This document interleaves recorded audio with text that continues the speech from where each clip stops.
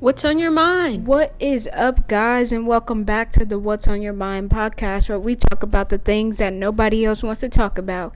And I'm your host, Cash. Yeah, if that came off a little harsh on the mic, I'm sorry. But welcome to episode 10. My headphones are dead, but we made it to episode 10. Thank you to anybody who has been watching. Even if you watch one episode, I still want to give a thanks to you. Shout out to the people who have been watching everything consistently and genuinely enjoying the content and the ideas and topics that I am talking about. So I just want to give my appreciation before I jump into this episode. Hello. I know it's been a while, but we're here, episode 10. Let's talk about AI and artificial intelligence and robots and everything that's been slowly progressing within the past 5 to 10 years, or even maybe more, who really knows, before it's like shown to the public how long these things have been being worked on. Lately, in the past 2 years, yeah, there's been a huge AI, artificial intelligence craze with apps and art and design and architecture design, just a bunch of things that are being able to be created with artificial intelligence generator. Now, there's two sides of the spectrum on AI, and one side you have artists. I don't really see artists complaining, I'm gonna say that, but I do see people complaining for artists, saying that AI is gonna replace natural art that somebody creates, or how AI can't replace natural art that somebody is creating.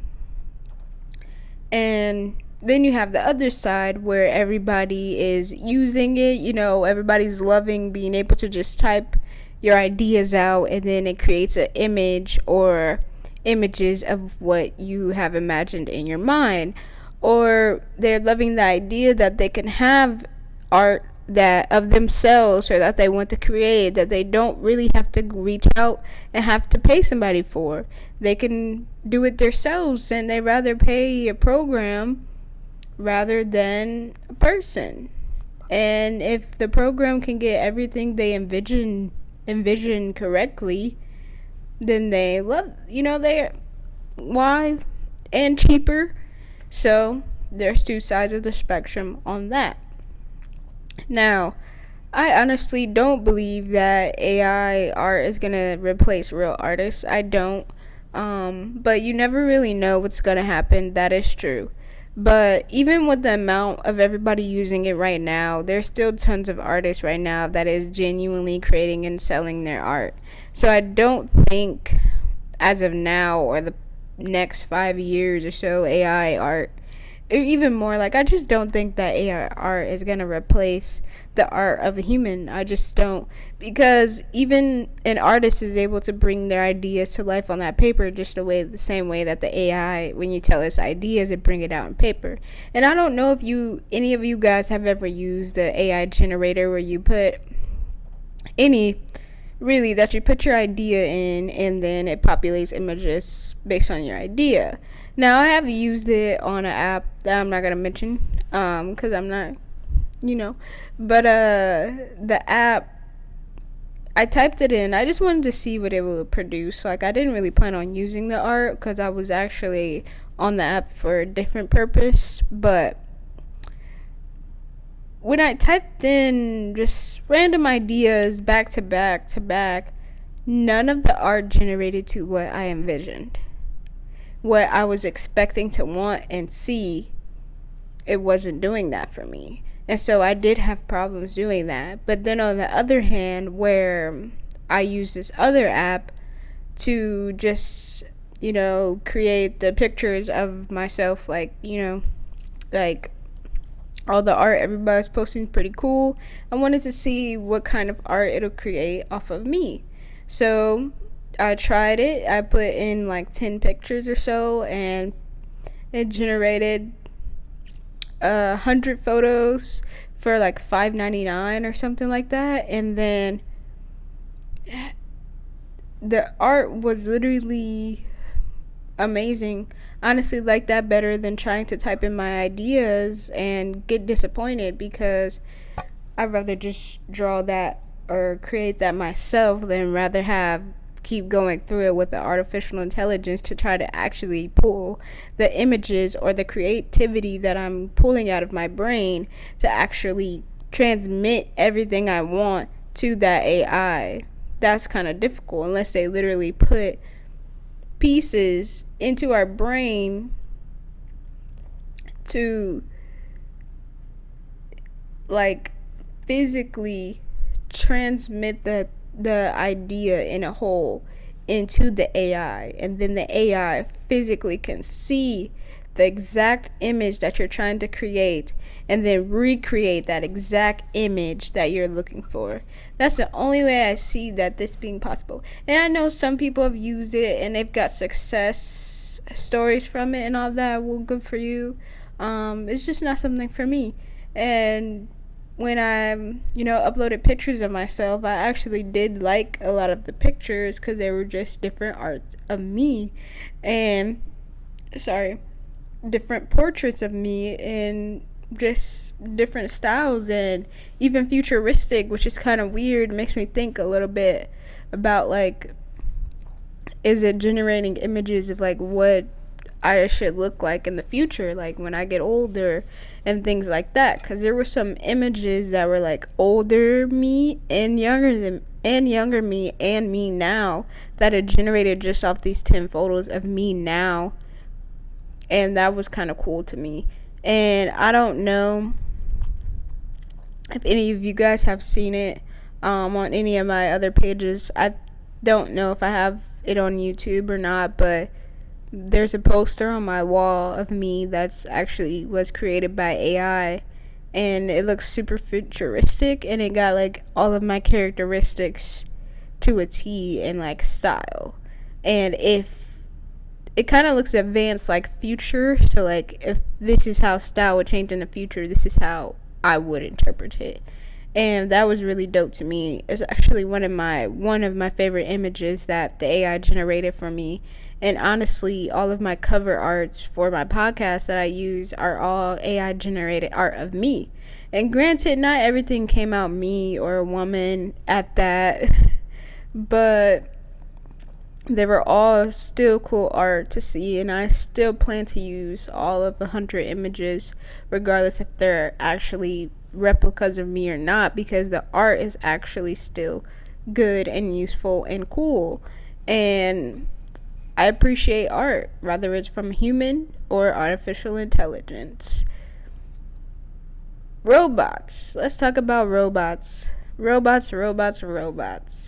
So, for the past 10 years or more, there has been heavy creation on robot abilities to replicate human abilities. I done seen headless robots do backflips, a whole course, jumping over a whole gymnastic course. I done seen robots that, they're responding to questions now logically, and if they feel like they don't have the answer, they're saying that too. And it's so crazy. They're at conventions now, they're everywhere. I even seen like this big head that was artificial intelligent robot. I guess I don't really know if it's artificial intelligence within the robot, but it was still creepy cool to see. And I don't know if any of you have seen any of robot movies gone wrong, but like I, Robot and such. And there's actually a new movie coming out this year about artificial intelligence and robots mixed. I don't know if y'all seen that video on the internet. That was all the robots are at the game, the stadium. My mom had sent a article on it, so I had took a look at it. And basically they have a movie coming out about robots and humans at war. And because rather the robots felt, who knows, I just watched a trailer, it's trailer's a trailer, it's not gonna tell too much, but sometimes they do overtell too. But they use the robots they put in the stadium to promote that movie. And my thing is, you use the robots in the stadium to promote a movie of a war between humans and robots? What? And then the robots that were at the stadium literally are a replica of the robots in the actual movie trailer. That was kind of odd and wild to me.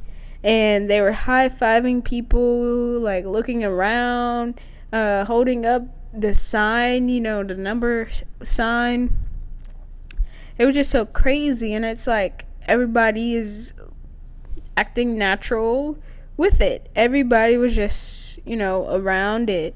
And if that doesn't show that once, if it ever happens, if we do have half of a world with humans and a world with robots together, that humans are going to be cool with it. And I'm not saying everybody, but and it also makes it kind of scary because, like I said, all these movies about robots and artificial intelligence that do go wrong every time, regardless of what they create them for, peace, protection, whatever, it always goes wrong. It always goes bad because robots have no feelings. You can install feelings in them, but does that really matter? But I guess I actually just seen this movie the other day, where they had robot government, and they weren't created by humans. They were created by other robots who had that super intelligence,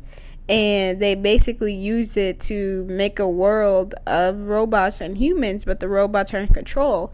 And it had like automated ads that, instead of popping up on your phone, they came to your house. They were at your window. Oh, I see your windows broke. Here, we have discount windows. Blah, blah, blah. And that was super creepy. And then, like, the robots in the movie, the house robots, wanted to become human. They wanted to feel human. And so they were studying the humans to try to figure out what makes a human human. And there was even like clone robots for people who have died, and then they've cloned their dead ones and made them into a robot. And to think that that's the future that we can potentially have is crazy. And everything was good until the robots decided that the humans were in danger and locked down their house. But they did that on purpose because they wanted the humans to want them, to need them. And that's just crazy in a sense. And yeah, in the end, I mean, they didn't turn out evil, the house ones, but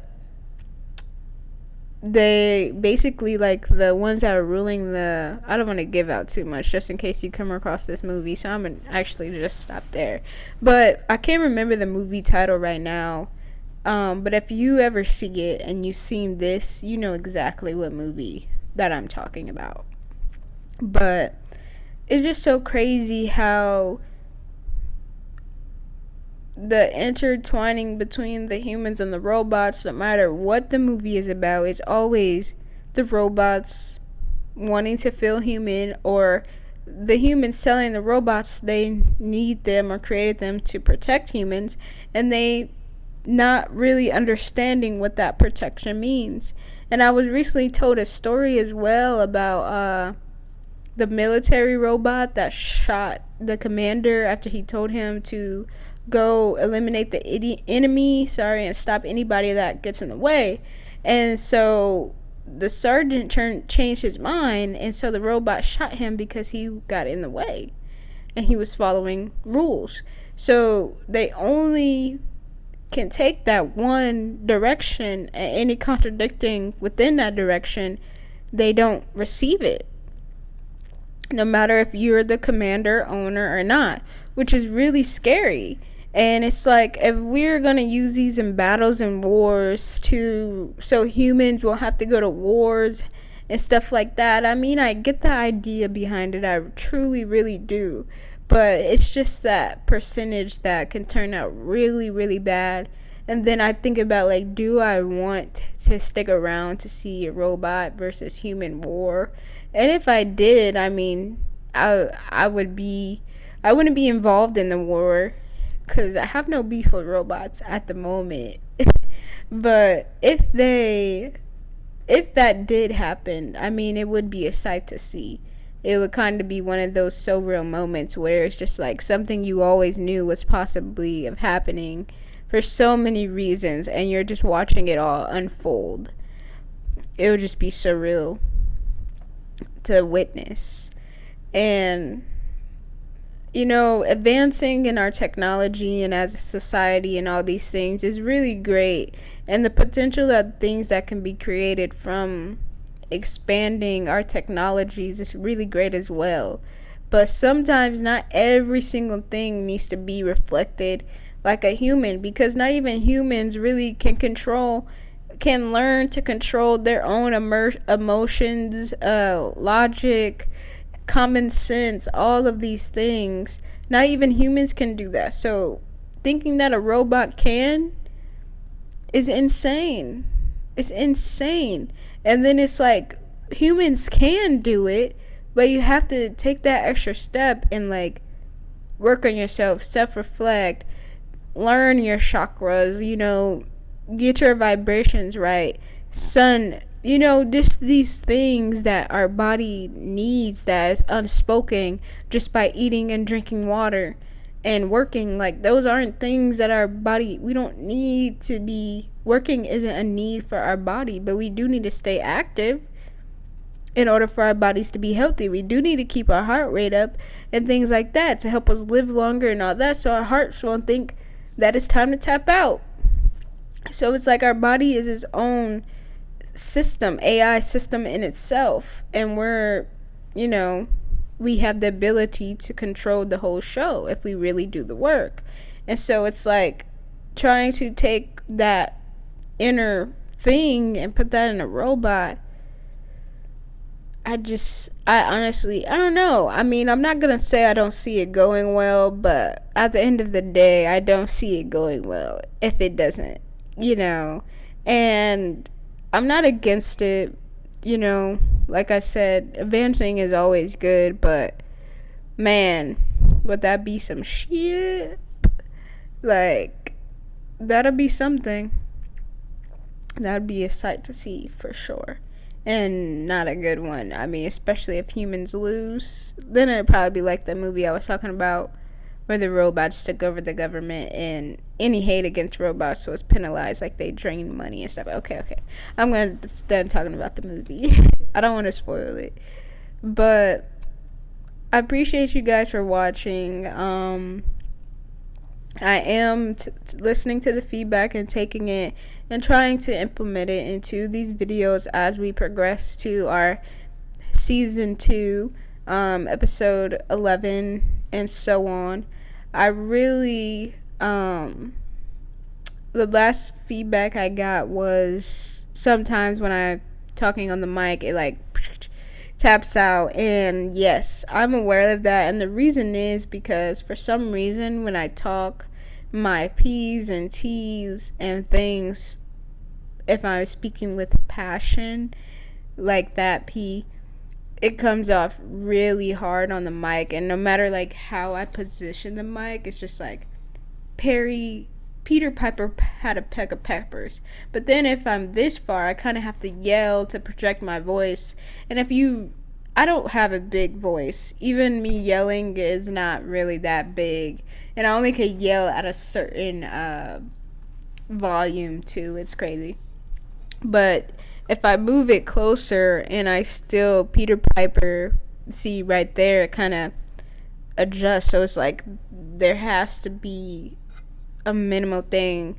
Peter Piper, peck the powder peppers. See, it's just, I don't know. I'll figure it out though, because I really do want to make quality content for people to watch and really enjoy without having really any negative thing to say about it, but a lot of helpful feedback to it if needed. And like I always been saying, like this whole podcast, I do appreciate any feedback given. Even if you think it's harsh, I don't really care. I'm not one that's gonna be like, oh my god, I'm just gonna quit.